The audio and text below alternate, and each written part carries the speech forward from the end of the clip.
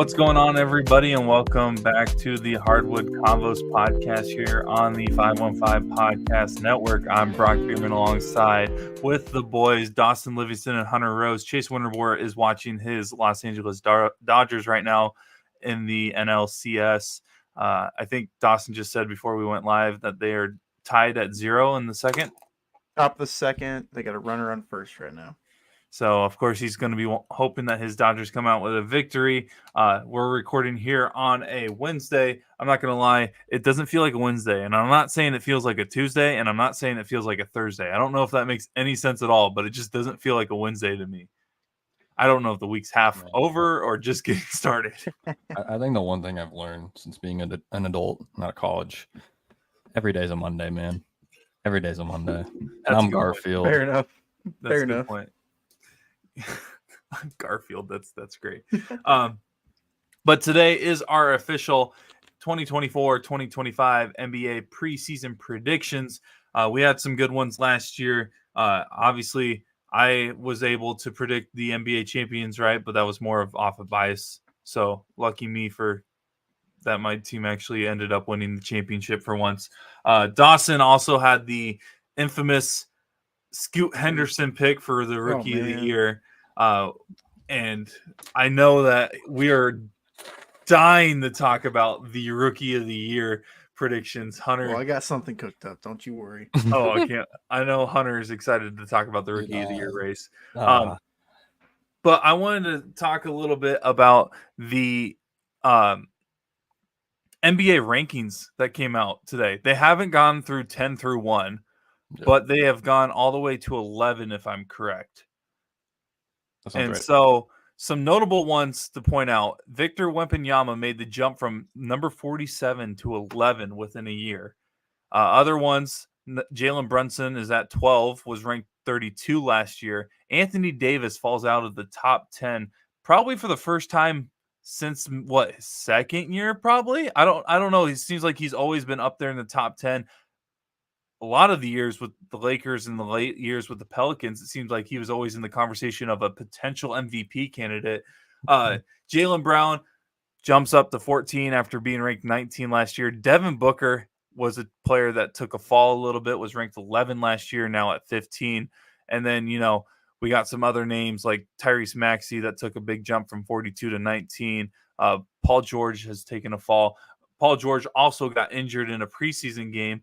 If you haven't seen the screenshot, you don't need to. It doesn't necessarily look good. I know there's been some memes made out of it as well. But Paul George already for the 76ers dealing with some injuries. I don't know. Have you guys seen this list? Have you guys had the chance to look at this list at all? I did. And I saw where they ranked Chris Middleton. And I proceeded to put down the list. It's a terrible list. I understand. Dude, this is just karma. I understand. I talked a lot about Kentavious Caldwell-Pope being a big loss for the Nuggets. He is not better than Chris Middleton, okay? This needs to stop. This needs to stop. The man had 28 points a game in the playoffs, and they're like, that's the 63rd best player. You know who's better than that? Kentavious Caldwell-Pope. No. Which is funny because last week you were talking about how great KCP is for or how good he Chris was. Middleton, man. This is karma. The Nuggets can't keep getting away with this, man. Aaron Gordon's better than Chris Middleton, apparently. And then they got Paul George ahead of hot take of the night. Paul George isn't even better than Chris Middleton. And they got him ranked ahead. Damian Lillard, man. I can't do this. I can't do this. It's just kind of funny, some of these players. Jimmy Butler all the way at 28, which I actually kind of respect. I'm not going to lie. It's probably the first time that a lot of people have kind of been like, okay, he's not necessarily this huge dominant all-star that everybody thought he was for the Miami Heat. Maybe he just had some good playoff runs. Damian Lillard, like you mentioned, at 23, I thought that was an interesting ranking. I thought he was, me personally, I'd still put him in the top 20 at least, just because of how good he is when he takes over games. It's just, for some reason, I feel like the NBA is just sleeping on him right now, which is probably what Damian Lillard and the Bucks want. I agree. I'm loving the Bucks talk right now, boys. How's Kawhi Leonard number 22 and Damian's 23? Come on. Dawson, did you have any reactions? Yeah, I'm surprised you didn't mention your boy that jumped from unranked to 39th. Shout You out talking about Derek White? Yes, sir. Derek White's 39th. Um, every year this list comes out, I just get upset with it. So I can't even, like Hunter said, I closed it after looking at the first few. Saw where some of the Cavs were. Thought they were too low, but hey, what do you do? I get that.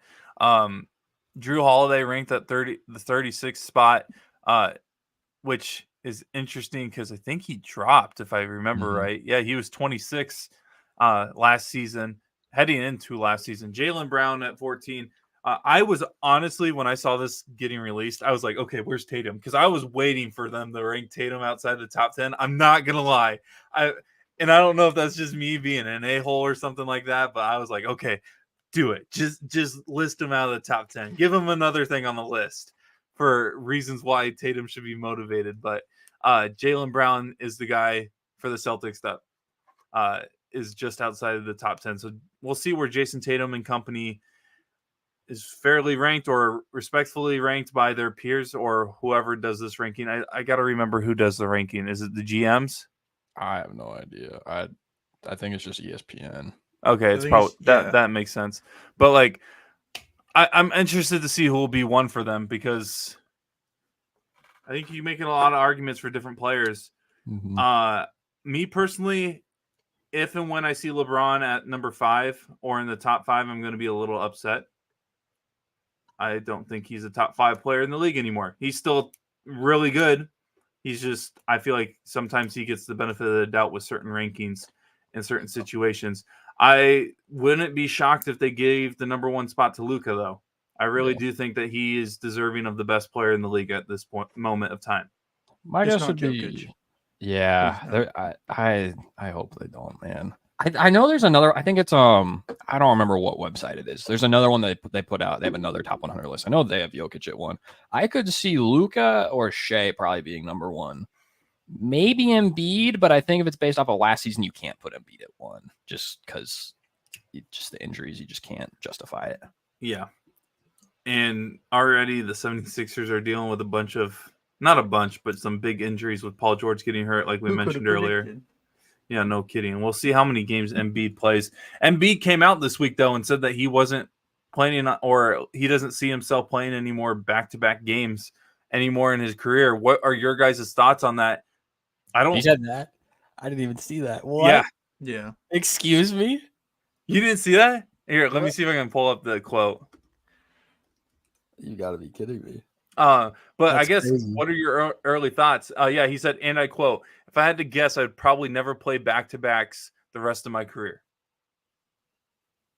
Brother, you a professional basketball player. You're put on the court, man. Like, oh my. Nick Nurse about to send him out and play 48 minutes back-to-back nights after he said that. He's not thinking. Dude. I feel like... Okay, so I'm not a fan of Philly whatsoever, but I've tried to actually respect Embiid to an extent and just feel bad for his injuries. But like things like this where, dude, you're a basketball player. You got to do your job. I'm just going to take off every Wednesday now. I don't see myself ever working on Wednesday ever again. No. That's what I'm going to do. I'm going to send an email to my employer. I'm going to be like, I don't see myself working any Wednesday ever again. Like, and see what happens. Even if he didn't play, okay. Like if he's, if you're talking about some random back-to-back, you go from like playing the Wizards or the Hornets, like, okay, whatever, dude. Like, don't blow your knee out. But like, don't just come out and be like, yeah, I'm not. That's like, I remember, I think it was is Jerry Reisdorf that still owns the White Sox, and he came out and he's like, yeah, I hope our fans don't expect too much like changes for next season. It's like, okay, even if you don't plan on making changes as the worst team in baseball, you don't come out and say that to everybody. That's how you lose fans. And now you got Embiid out here. Oh, guys, I'm not playing any back-to-back nights. It's like, sure, the back-to-back games I think have gone down this season, but what are you thinking? Does this make you think he's gambling, man? He's letting all the books know. It must be, I guess. I don't know. I just thought that was a interesting quote to hear way before the season even started. So, this means that Embiid, at minimum, is missing 15 games. Oh, you know that. Because the Sixers have 15 back-to-backs. I just looked it up. Oh my gosh. So at minimum, he's only playing 67 games. And that's assuming no injuries, because Embiid's got a history with that. Or Embiid's like, I'm not playing either night on a back-to-back. So at minimum, he's saying he's going to miss at least 15 games. This dude. I definitely think that if this is actually true and that he never plays a back-to-back or doesn't this season, they'll be more strategic for sure to figure out who they're playing the first game or who they're playing the second game. But still, this is just I don't know. I feel like this will tarnish a little bit of the reputation and the legacy of Joel Embiid. I feel like the injuries have already kind of affected it a little bit, but still this is going to hurt even more, especially if he is healthy this season. This is something that I would expect from LeBron to say, being he's 39 years old. It's like, hey, you know what, Bron? No more back-to-backs for you. We want you to play 60, 55 games as long as you're good for the postseason. Not Joel Embiid, who's in the prime of his career, just coming off an MVP 2 years ago. You wouldn't expect a guy like him to say something like this, but yeah, if you're a Sixers fan, this is already off to a rocky start for your season. Yeah, it's not ideal. Let's get into our predictions side of things. Unless you guys have something that you guys want to talk about headline-wise. Oh, by the way, I think I saw something for the people in the 515 area that follow Iowa State. I think Hassan Ward just signed a 10-day contract with the Boston Celtics. Oh, Hassan. And so let me see if I can find it here. Hassan Ward. You a dog. Why'd you have to pick that team, man? Let's see if I can find it here. Celtics sign Hassan Ward to an Exhibit 10 deal. I guess it's not a 10-day contract, Exhibit 10. And they waive Dmitro Skapin. Yeah. I'm not pronouncing that last name. What a dog. Yeah. What a legacy. Can't wait to see the highlight reel on the video board in the TD Garden for Dimitro's career or whatever his first name is. Also saw that I don't think the Celtics have some contract issues already anyways. They're going to have to cut someone because they're over the current salary situation, which who was the player, Hunter, that you mentioned last week about the Celtics that he's on their roster? I think it was you. Lonnie Walker? Yeah, Lonnie Walker is going to get cut. Oh, if he got cut, that'd be hilarious. I think that's the rumor right now, that Lonnie Walker is probably not going to make the roster for the Celtics. Actually insane if that's true. And when I saw that on Twitter, I was like, Hunter literally just mentioned him last week. So the fact that he's already on the block for potentially getting cut is kind of hilarious. His basketball, it must have been like Space Jam. Like somebody took his powers. Like, I don't know why nobody wants him at this point. That's insane. Okay. Wow. But let's get into our 2024 predictions. Is there a certain award that you guys want to talk about before we'll keep the finals and championship part to the last end? Do you guys want to start with the MVP, Rookie of the Year, or the Coach of the Year? Start with Rookie. You know, let's just get it out of the way. We'll rip the Band-Aid off. Yeah, right. We might as well. Man. To kind of give this a better picture of what we're getting into with the Rookie of the Year this year. Last year, unless you were Dawson, everybody was on Victor Wembanyama to win the Rookie of the Year. And Victor did exactly what everybody, except for Dawson, thought. I just try to be different, man. I don't like to follow people. I like to be a leader. Be my own person, and that ended up biting me in the ass. It's just hilarious. Yeah. But this year, wait for this year. Oh boy. Well, to give you an idea, this is FanDuel. I don't know about anywhere else. Zach Edey is the favorite to win Rookie of the Year right now. Zach Edey, you know, Hunter's favorite guy. I think Hunter has a thing against centers in the NBA at this point. He just hates centers. The 9th overall pick to the Memphis Grizzlies, Zach Edey is the favorite to win MVP, followed by Zachary Ricochet or Ricochet, I think. Ricochet. Okay. Reed Shepherd follows behind him. drafted by the Rockets. And then Alexander. It's rough. Just slow down, Brock. Just call him Alex Sarr. Yeah, sorry. Alex Sarr is at number 5 with plus 950 or 950 or whatever. And then Matas Buzelis is at 5. So are you guys taking any of those 5? I kind of forgot Buzelis existed. He might be like a sleeper pick, but he's not the guy I'd probably had on the forefront of my mind. But I don't want to start, man. I don't want to talk about this. Dawson has a pick. I know he does. I do. I have a bad history of picking rookie of the years.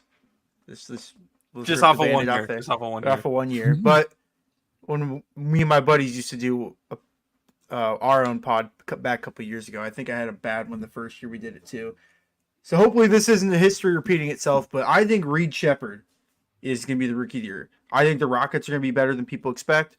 I think Reed Sheppard's going to play a huge part of that. Now, whether or not he will start most of the games is a big factor. Obviously, you got Fred VanVleet, you got Jalen Green, you got guys like that are going to be competing for minutes in the backcourt. So Sheppard might not get a bunch of minutes, but I think Sheppard's immediately going to be one of the best plug-and-play rookies that's in this class. Hunter? You know, I like that pick. Like, I think honestly, like that would like when I was trying to Brock sent out like a list of, hey, brainstorm through these things. And like initially my mind went Reed Sheppard. And like I agree. I think a lot like that's also like what a lot of GMs would say.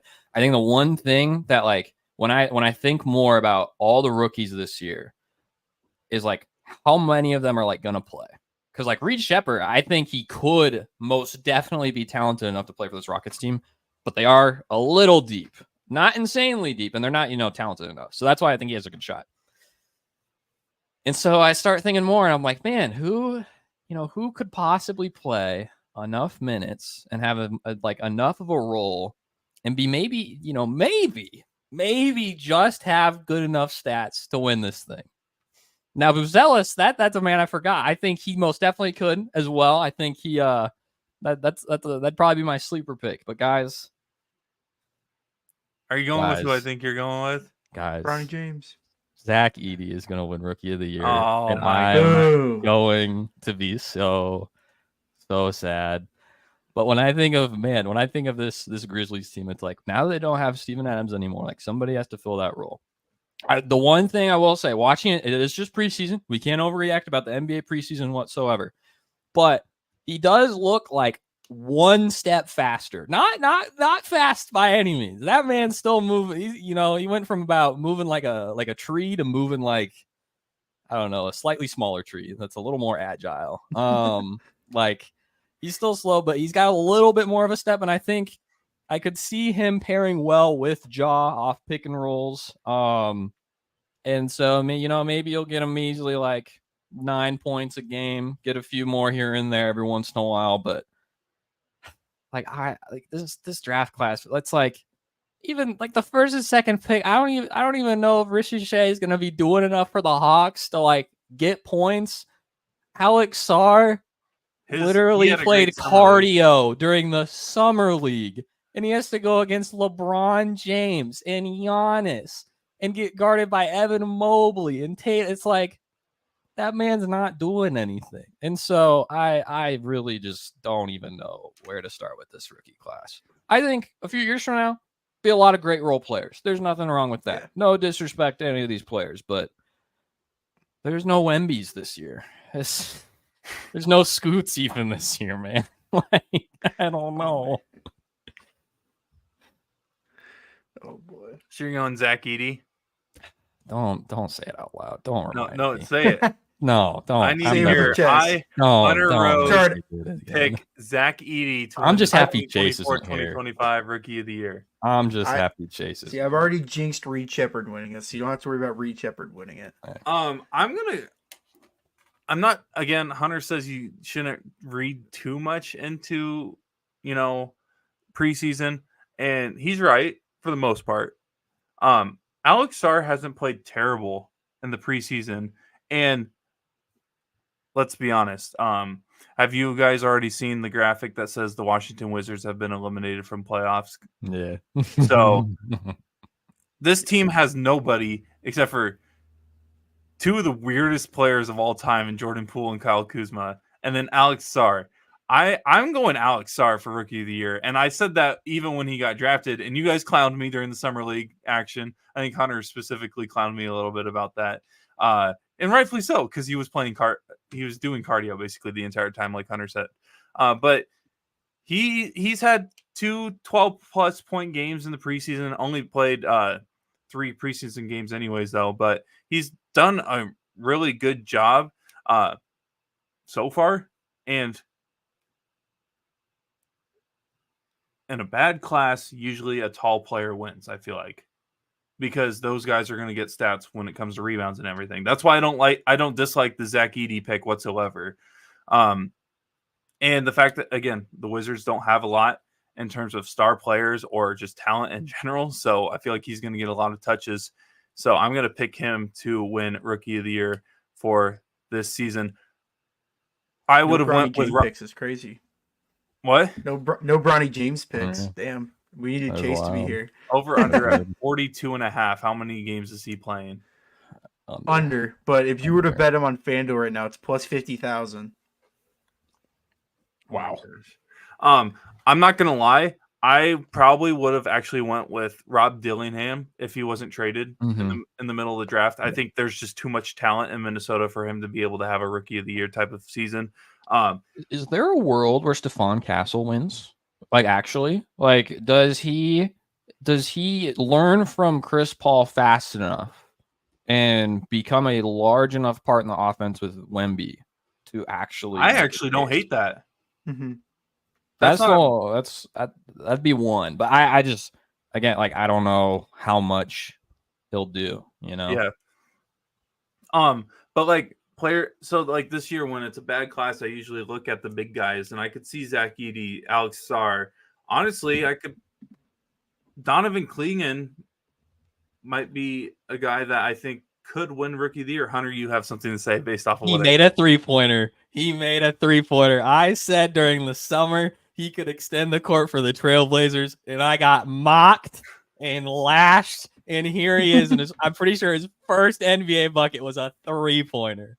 Stretching the floor. Preseason. So technically he hasn't hit a three-pointer yet. Hey, yes. You watch your mouth.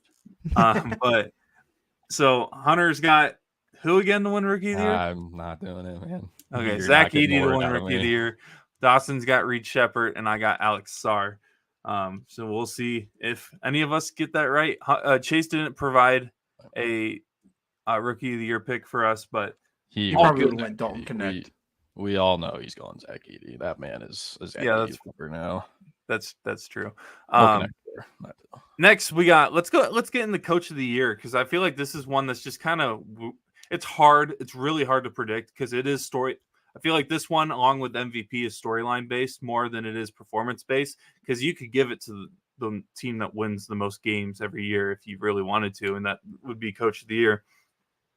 On FanDuel, Dawson may have DraftKings pulled up, so I don't know how different it is. Tom Thibodeau is the favorite at plus 700 for FanDuel currently. Ime Udoka, the former Celtics coach, now the head coach of the Houston Rockets, is the second favorite, followed by Joe Mazzulla of the Boston Celtics, Willie Green of the New Orleans Pelicans, and then Taylor Jenkins of the Memphis Grizzlies. That's the top 5 in the FanDuel. Dawson, are there any differences with that and what you're seeing? Nope, because I also have FanDuel pulled up. Okay, I didn't know if you had DraftKings or not. By the way, for my safety of my job, I do not gamble. This is just for pure entertainment and being able to get an idea of what the Sharps are thinking. So what do you guys think? I think it's interesting that the New Orleans Pelicans have Willie Green all the way in the top 5 for potential Coach of the Year. Ime Udoka, I could definitely see, because I feel like he is honestly him. Greg Popovich, not Coach Bud, Eric Spoelstra, I feel like are like established, like really good X's and O's guys. Right. Whoa, why'd you leave Doc Rivers out? Excuse you. Yeah. Excuse you. Again, Ime Udoka, Eric Spoelstra, and Greg Popovich, great X's and O's guys. If we're talking about how to blow a game, we put Doc Rivers in there. Okay. How to lose a Game 7 101. How to lose a Game 7 for dummies. And it's a picture of Doc Rivers on the cover. But anyways, who do you guys like coming out with the Coach of the Year pick for this season? I could start it off. I thought of a couple different coaches for this. Willie Green was not even close on my radar. I don't know why he's 4th in odds right now. That's kind of wild to me. The guy I ended up ultimately going with is I went Taylor Jenkins of Memphis. I think Memphis is going to also have a really good year this year with Ja coming back. They have Edey, who I don't really believe in, but I think is going to be a huge contributor on the defensive side. They got Jaren. They still have Desmond Bane. Like, this is a good team, and they're going to be really good defensively. So I could see him winning a lot of games in the West. So, yeah, I think Taylor Jenkins is going to win Coach of the Year. But watch out for, like, I don't want to say. Atkinson? No, I wasn't going to say that.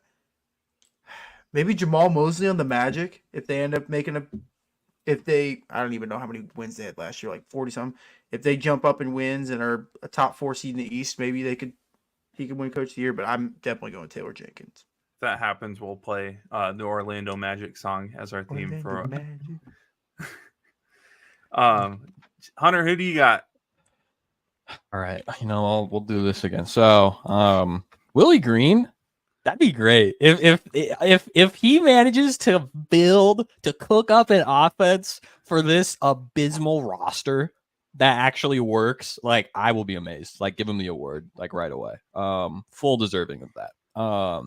I think if I were to have a second choice, I think I'd go Mark Daigneault. I think even though the Thunder, had a great season last year, I just think the fact that like a lot of it, with being such a young team, a lot of it does have to like come from the coach. Like when you have a limited number of like actual vets on the team, you could argue like Shea at this point kind of a vet, just with the experience that he's had and the leadership he has on the team. But overall, it's like he is, the guy that they have to surround. And so I think that'd be another good one.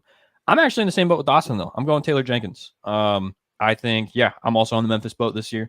I think the one thing, obviously they weren't good last year because of the injuries, but I think the one thing that was cool to see is like, man, these guys, this team does have players that can like step up, like when it matters most. And especially, when you have a player like Gigi Jackson who just came out of nowhere, is like an actual, like legitimate potential star in this league.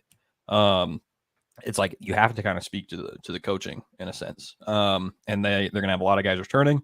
Their record's going to be way better. So they have the story there with Taylor Jenkins of, going from nobody team last year to a potentially great team this year. I think, and then just the overall team success in general, I think we'll speak to having him be my pick for too early to tell Coach of the Year. Yeah. Great picks.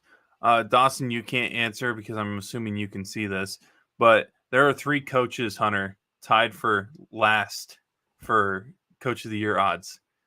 Can you guess at least the team? If one of them's Doc Rivers, I'm gonna punch you through my computer screen. No. Thank goodness. No. Tied for last? Yep, 3 teams plus 200. Oh my gosh. 20,000, sorry, not 200. 200, holy cow. Dang, who would I guess? Because I don't even know if the Pelicans aren't in there. I don't know who's gonna be there. All East teams. Yeah. All East? All East really? teams. Oh my gosh, I was gonna guess Chauncey Billups, honestly, but he's the next one. He's the next one. Okay. He's So I'm in the right boat of thinking. Who? Hornets coach? Nope. No.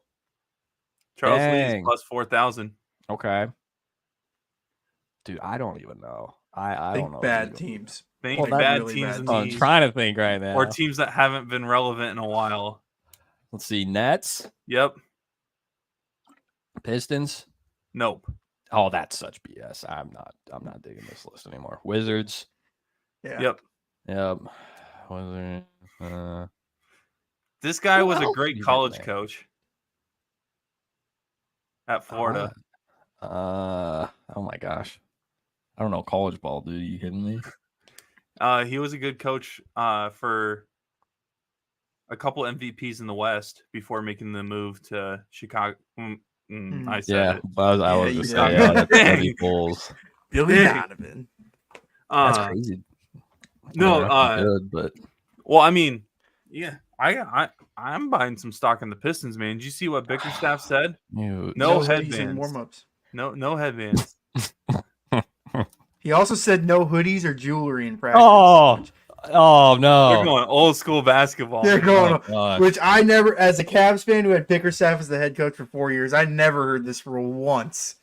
Dude, give them some long short. They're gonna either have way too baggy shorts or extremely short shorts. No in between. Yeah, I mean, before we get into the MVP. Well, who's your coach of the year? Oh, I thought I said. Oh, did I not? Oh, yeah, my bad. Mm-mm. Joe Mazzulla. You Homer. I can guarantee you, I'm not picking Jason Tatum for MVP. Yeah, that's fair. 15 minutes later, Jason Tatum. But no, I mean, if they get the number 1 overall seed again, like I feel like you got to reward them at some point because it's not. I get that their roster is the way it is, but you can't like. He's a good coach, and I know some people think he's weird with how he kind of like motivates his players and everything, but I do think he is a really good coach, whether people want to admit it or not. The Celtics wouldn't have went from Ime Udoka to Joe Mazzulla if they didn't believe in Joe Mazzulla, obviously. So I don't know. But at the same time, I would actually kind of like to see the Rockets become really good, and maybe Ime Udoka can prove himself again, which I mean he's done before when he was the Celtics head coach.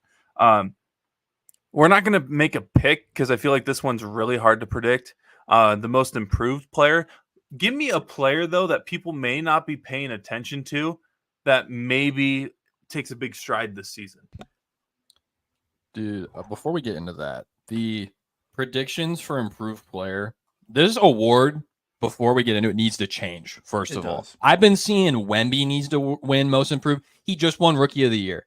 He does not need the most improved player. Like, that's not how that works. That's just not how that works. Like, Tyrese Maxey last year, I think that was even a bit of a stretch because he was already a really, really, really good basketball player. Yes, he took a jump, but it's like, we need to reconsider what we're saying. Someone that like literally did nothing and then took a huge stride. Mm-hmm. But who's someone that you guys are kind of looking at as a potential like sleeper or someone should keep an eye on for? And it doesn't even need to be like, oh, they're going to be an all-star. Just someone that's going to take a big stride. Because I mean, I can go first if you guys don't have any, but Dawson's laughing, so I think he's got something. I mean, again, I have FanDuel pulled up and I have the odds. Sorry, Brock, but I just saw who the third player was, third best odds, and I just lost it. So and you can see it too if you have it pulled up. Oh, yeah. Oh man, shout out Josh Giddey. That's a stretch. Jonathan, here to give you an idea, here's the most improved player award odds. Victor Wembanyama has the best odds at plus 650. Jonathan Kuminga at 1,000. Josh Giddey at 1,100. Jalen Williams at 1,200. Jalen Johnson at 1,300. And Evan Mobley at 1,400. Well, so here, I'll give you one. And this is the only reason I wanted to talk about this is actually because of someone that I have been kind of paying close attention to. And obviously, when you figure out who this is, there's a reason why I've been paying closely attention. It's been a long week. I've been paying close eye on for at least the past couple weeks or so as the preseason's been going on. And I haven't watched a lot of preseason, but certain stats have stuck out to me. I actually really am starting to believe that Jordan Walsh would be a good replacement for Al Horford if and when Al Horford retires from the Celtics. He is been able to prove that he's lengthy and athletic as hell. I mean, he had 16 points, 10 rebounds against the Raptors in a preseason game. And he's not afraid to shoot the ball. So if he can stretch the floor a little bit, even if it's not as consistent as Al Horford starting out, Al Horford, I felt like got better from three as his career went on. And if he can be a more athletic Al Horford, sign me up. And I feel like this season for him is a great opportunity to fit that like Grant Williams role for the Celtics, if that makes sense, where he doesn't need to do everything, but as long as he does a little bit of something, it will help the Celtics greatly. And I just feel like Grant Williams was built exactly like Al Horford. Jordan Walsh is not at all built like Al Horford. He is able, I feel like he just moves a little more fluently versus Horford's kind of like a brick wall. He kind of like just runs like a action figure. I don't know. But give me Jordan Walsh as someone that I feel like could take huge strides this season. If not this season, next season, I feel like he could be a big asset for maybe not the Celtics. Who knows? Maybe they trade him at some point, but just in general in the NBA. Can I take Scoot Henderson for this award? Yeah. My Scoot you can. Can I take my Scoot Yes, Henderson stock? I don't even know what his odds are, but I mean, like, this award again is just so baloney the way they hand it out. So, like, I feel like Scoot Henderson winning this award wouldn't be that outlandish if he averages like 20 points on not horrible efficiencies, not have the worst plus minus in the league. In all seriousness, though, I mean, a guy like Jalen Johnson could certainly win it, but again, who knows what's really going on with Atlanta right now? They got like guys like Cam Thomas on here. I don't know. I can tell you what's going on with Atlanta. Nothing. Yeah. You know what's been going on there since they won the 1 seed and then lost as a number 1 overall seed? Nothing. They haven't done anything since then. They had 4 or 5 All-Stars on that team? Too many. Horford, Millsap, Teague, Korver. Unless I'm forgetting one. I still can't get over that Korver made an all-star team. I'm not going to lie. Hey, respect Kyle. Kyle Korver's made an all-star Korver. team. Come on. A guy like CJ McCollum has never made an all-star team. That's just a little crazy. Justified. Kyle Korver, Ball of Famer, man. Oh, man. I don't really know if I have a final pick for this. Because that's fine. Again, the criteria changes every single year. And Hunter, do you got anybody that people should keep an eye on? I think if I were to actually pick like an award winner, if it's not Wemby, I think J-Dub probably. Like, he already is a really good player, but could see him taking another step with another year. I don't know. Like, I have players that I really like that it's not that they. I mean, there's a lot of players that are like, I got 2 guys in mind. They already averaged 20 this last year, but it's just they play on teams that like don't get a lot of attention. I'm still on an Anthony Simons boat. I think he's so good. He only played like 40 something games last year, but he can cook on offense if he's feeling it. The other one too, I actually really like RJ Barrett as well. I think the change in scenery really helps out not being in New York. I do think there might be some probably efficiency issues in some ways, but like overall, I think he has shown strides of being able to kind of do anything the ability to do everything on the court. It's just a matter of what can he like excel at that I think is probably more of the potential issue, but it's like he can score at most levels, I would say, but not necessarily the most efficient scorer ever. Well said. Let's get into our final award before we predict the finals and our NBA champs of the 2024-2025 season. Of course, the MVP award, the top 6 in the MVP odds for FanDuel right now. Luka Doncic is the leader at 330. Shai Gilgeous-Alexander at 410.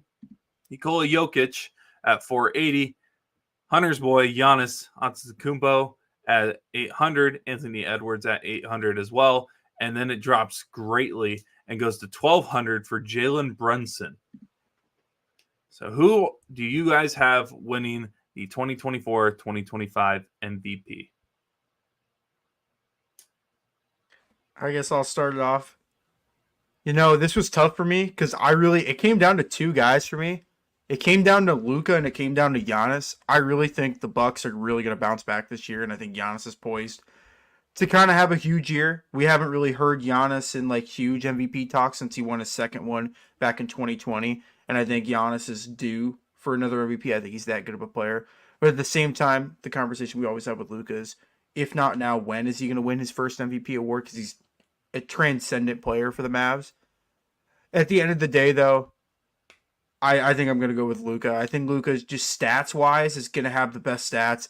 I think they're going to be a top 3 seed in the West, especially with the additions of Klay Thompson. And I know they had another addition I'm blanking up.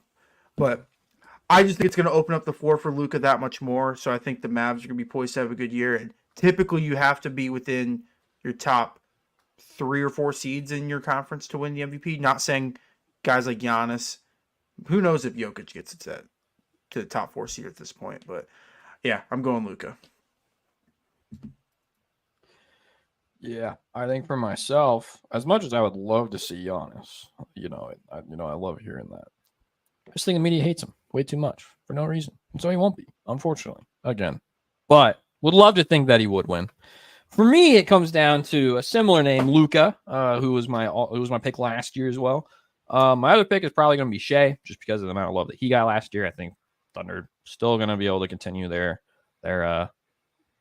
dominance probably isn't the right word, but very, very talented team. Going to probably finish towards the top. I think that's what it will probably come down. I could see it literally for me is like a 50-50 between these two, but I'm once again in the same boat. I'm going with Luka. I just think if, we saw the Joel Embiid like here, like, gosh darn it, dude, like quit complaining. Like, here's your award. And so I don't think it's obviously not that drastic for Luka because he very much has earned it. But I think it is kind of like, all right, like this guy probably should finish with an MVP at some point. I think this is probably the year, even though, yeah, he'll probably, I figure he'd probably be a points leader again this year. But yeah, he's always going to have rebounds and assists as well, especially being able to stretch the floor with this team. Hopefully, they don't have a, reoccurrence of last year and all of a sudden none of them can shoot the 3 ball. As long as that doesn't continue, he's going to have a bunch of assists. And so I think that probably puts me to lean more in Luka's direction, but Shea with a very, very, very close second.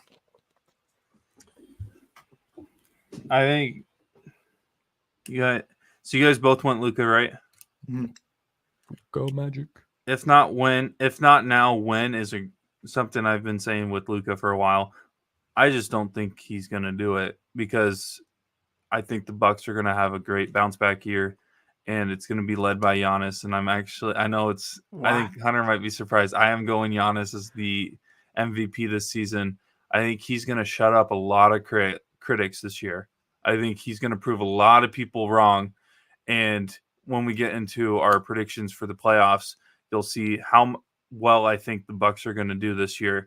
Giannis is going to, last year, 30, almost 31, 30, 12, 7, and then 1 steal and 1 block. That's 60% shooting. 30 points a game, never before in NBA history. Exactly. So why not him? And if Dame can, not that Dame played bad, but if Dame could be a little more consistent, I feel like Giannis's assist numbers could actually go up this year. And Giannis actually, for his position, had a lot of assists, 6.5, almost 7. So I feel like this is just a recipe for success for the Bucks this year.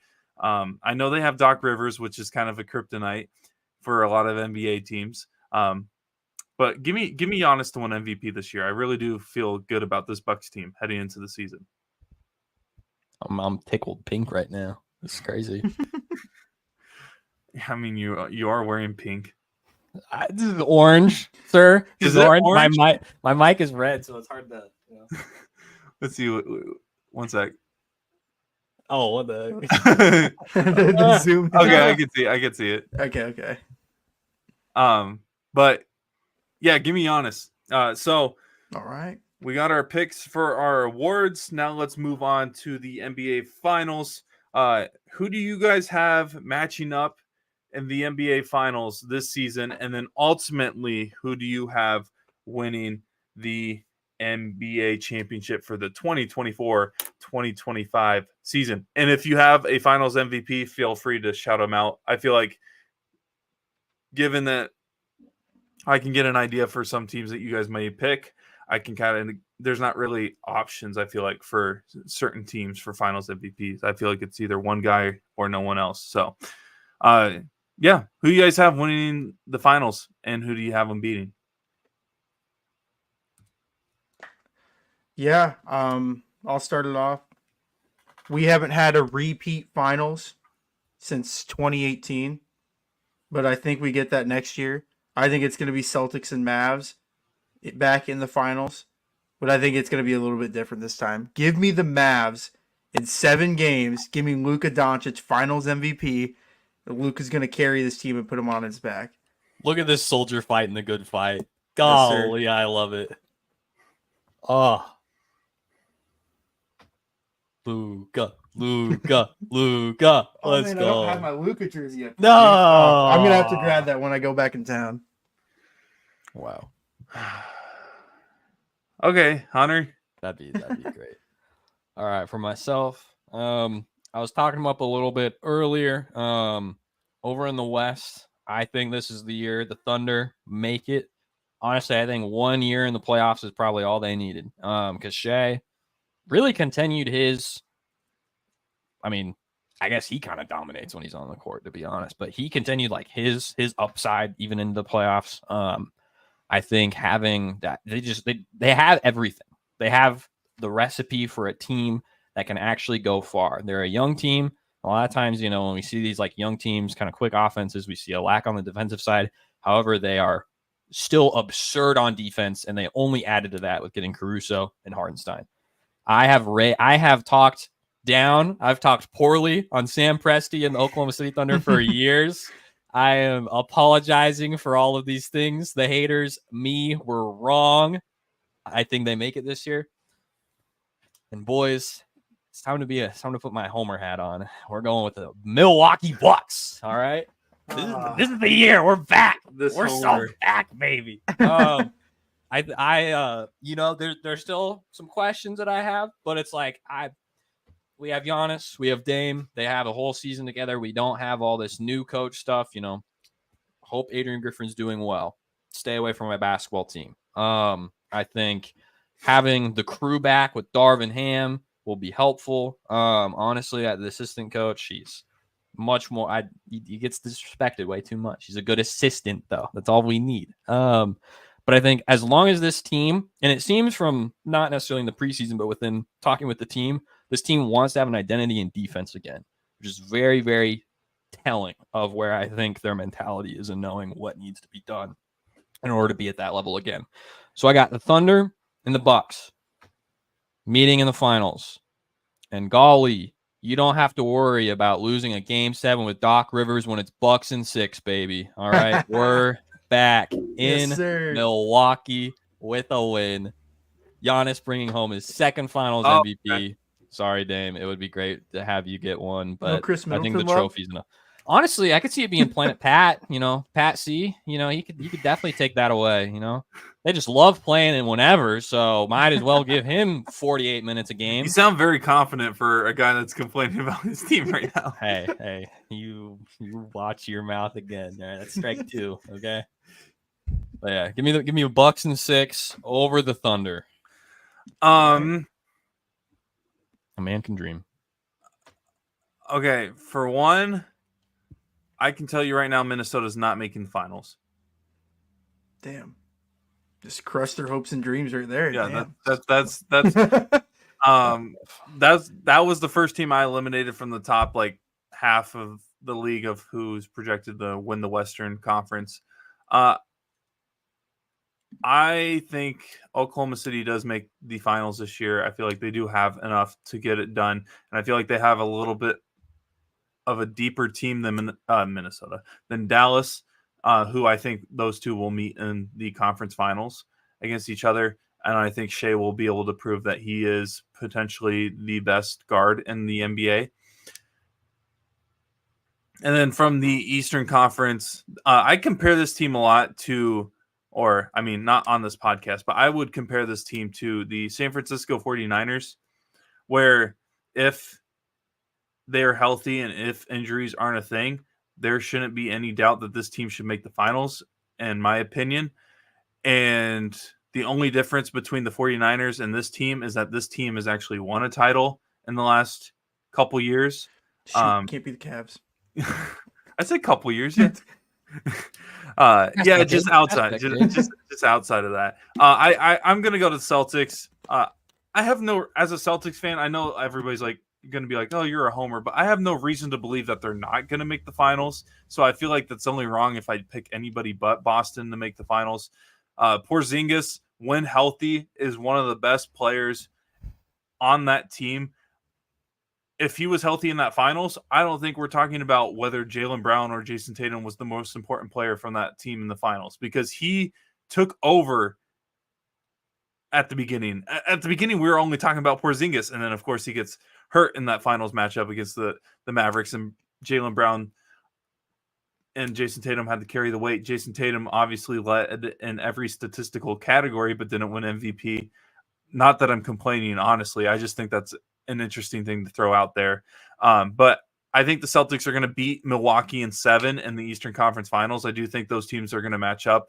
I don't have another scenario for the Eastern Conference Finals. I really don't think I've never been so confident in an Eastern Conference Finals matchup this year, because I really do think Milwaukee is the second best team in the Eastern Conference. Rocky just jinxed the Heat to make it, you traitor.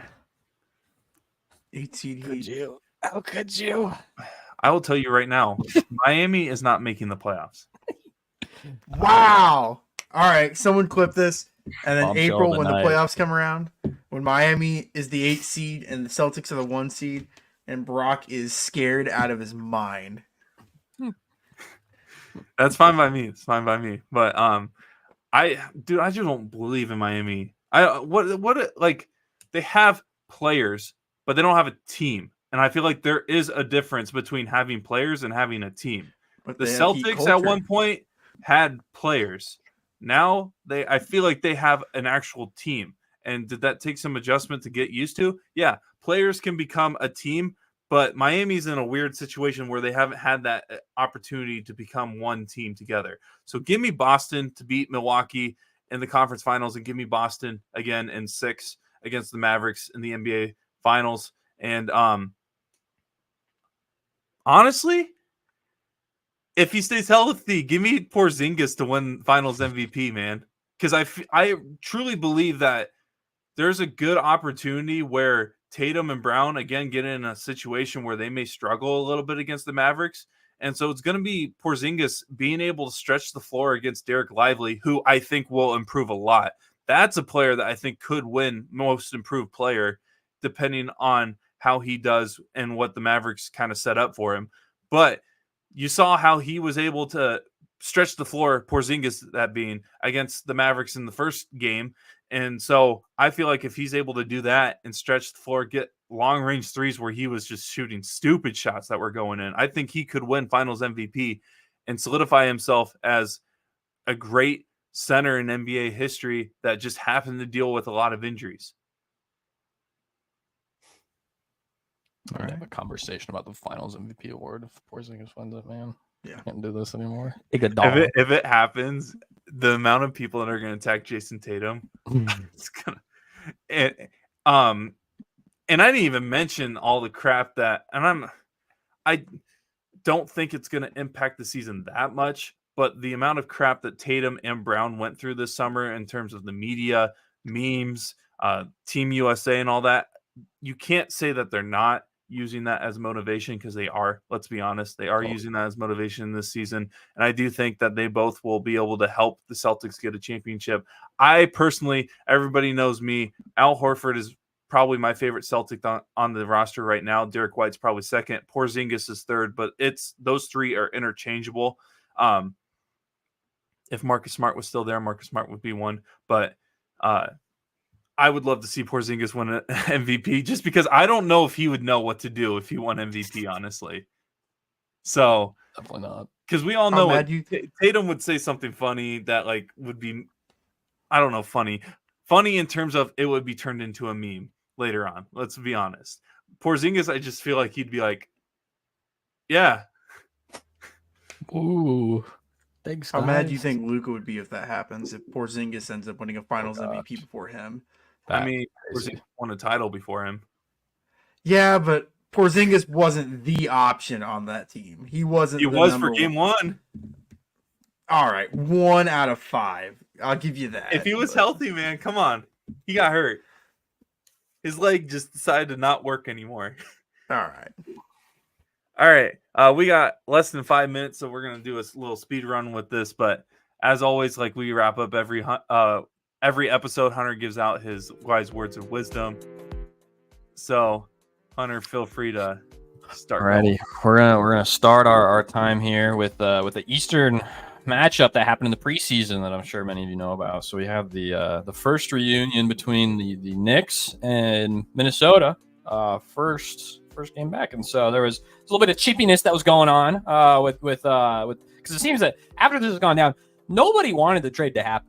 Nobody did. All the players included were just like, oh, this is kind of a surprise. And so we saw a certain thing happen at the free throw line as Dante DiVincenzo entered in. It's a bit interesting. He's calling somebody out. Nobody knew who. And then after the game, he's having some words exchanged with Jalen Brunson's dad, I think Rick Brunson. Now, thankfully, we had to remember this. This is the NBA. I think what this shows, though, because they're basically family, right? Like at the end of the day, they do like each other. I think it shows that haters are back in the NBA, baby. It's no longer just a family anymore. This is real. This is real. You want to see blood out here? Yeah. He's geriatric. He's 38 years old now, folks. Keep going. Going into his 18th geriatric. He's 38 years old now. I love it. I love it. That John Wall quote happens when you run the show. Exactly. Now second up. I wish Chase was here for this. So LeBron James tweeted out something about going to Milwaukee on Twitter. Someone explained to me why getting on a plane. Well, Mr. LeBron James, let me explain this for you. You have a game scheduled against the Milwaukee Bucks. It's in Milwaukee. That's why you're getting on a plane to go to Milwaukee. Now there is some more nuance to this. There is some preseason guys. It's like everybody travels, all right? However, there was something that happened during the game that I think is the real reason why LeBron James didn't want to go, because for some reason he hasn't played Giannis in 2 years. Send that back, big fella. I just love seeing that.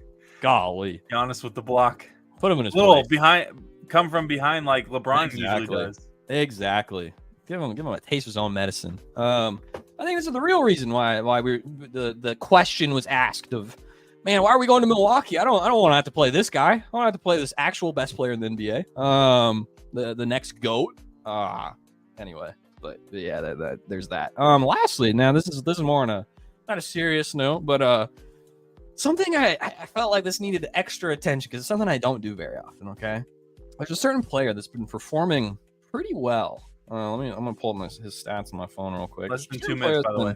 Playing fairly well in the preseason and startling well. That somebody who coached this team last year needs to pay for their crimes on the fact that he wasn't playing. Jaden Ivey has looked terrific. And I love Jaden Ivey. I don't like the Pistons. I love Jaden Ivey. He's averaging 18 points, 3 rebounds, 3 assists on 60% shooting and 53% shooting from the three-point range. That's some scary stuff. Monty Williams had this guy riding the bench last year. All right? That's how bad the Pistons were. All right? Now, they're still going to be bad. They might have some more games win, maybe 1 or 2, but they're winning 15 games. But Jaden Ivey will look great. That's all that matters. All right, well said, Hunter. This will be released on Fridays, or actually, we're going to release this tomorrow on Thursday. But thank you, everybody, for tuning in. NBA is finally back. The season's going to tip off on Tuesday. We'll be here covering all of our favorite parts of the season. But for Hunter Rose, Dawson Livingston, and Chase Winterboard, who's not here watching the Dodgers currently, I'm Brock Bierman signing off from the Hardwood Convos for this week.